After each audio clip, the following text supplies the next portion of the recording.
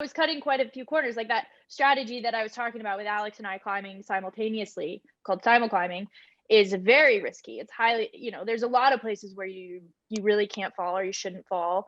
We're cutting corners because I'm not using as much gear because we're covering such a larger distance of rock before like switching over.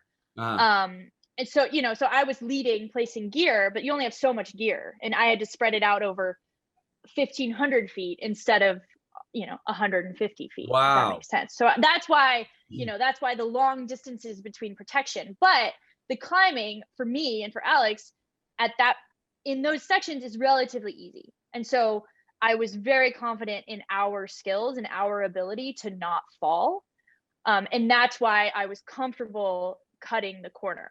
Right. If that makes sense. Yeah. And just to let everybody know, and to explain this, when you have ropes, and the actual type of climb you achieved when you did this in one day with rope is called a what? What kind of climb is it? Free climb. A free climbing. climb. Not a free solo, which is when you have no rope. Right.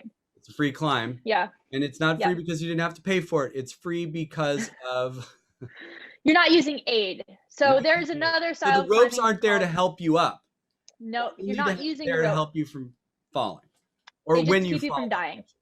Yeah, they just keep you from dying. So aid climbing is the way that most people ascend El Cap, because El Cap is too hard to free climb for most people. Aid climbing. So aid climbing is when you like place the gear in the cracks, and then you pull on the gear and you like stand in it, and then you place another piece, and then you stand it like a ladder, kind of, and then the person below you just comes up the rope. So easy that way. Easier, significantly easier, for sure.